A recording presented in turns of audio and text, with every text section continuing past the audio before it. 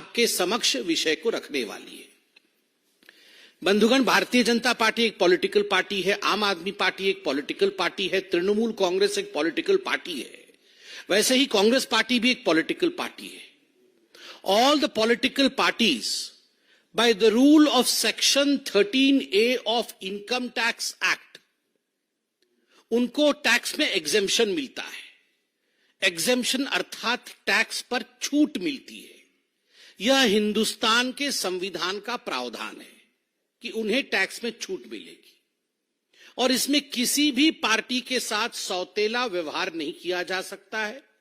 जो व्यवहार भारतीय जनता पार्टी के साथ होगी वही व्यवहार कांग्रेस के साथ होगा, वही तृणमूल पार्टी के साथ होगा और दूसरे पॉलिटिकल पार्टीज के साथ भी, जो नेशनल पॉलिटिकल पार्टीज है उनके साथ भी वही व्यवहार होगा।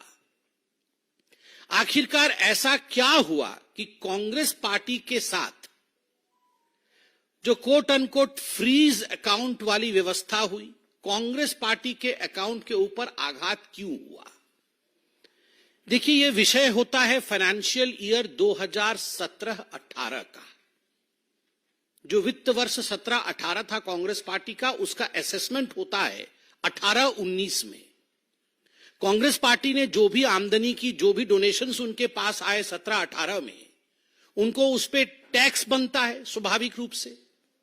तो जो भी टैक्स इत्यादि देना होता है उसका एक डेडलाइन होता है।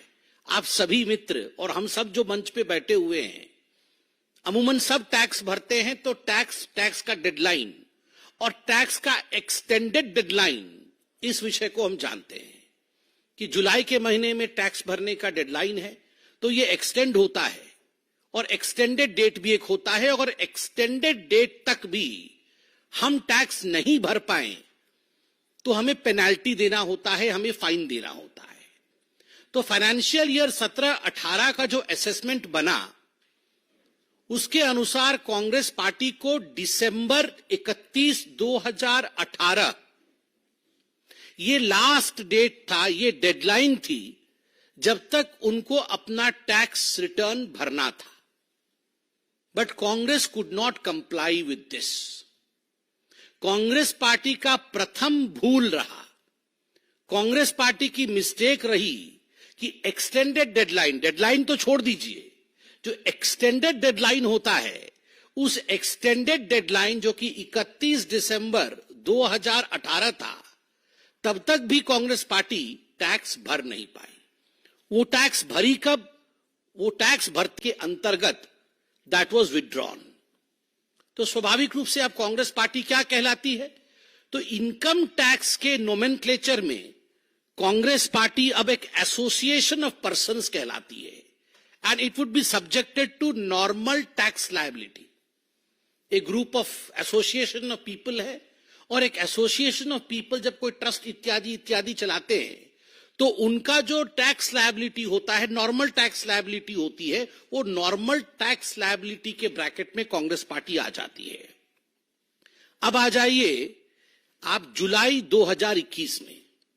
जुलाई 2021 में टैक्स असेसमेंट होता है कांग्रेस पार्टी का, और टैक्स असेसमेंट, जो टैक्स रिटर्न जो कांग्रेस पार्टी करती है, उसके असेसमेंट के आधार पर पार्टी का रिटर्न डिमांड बनता है 105 करोड़ रुपया का।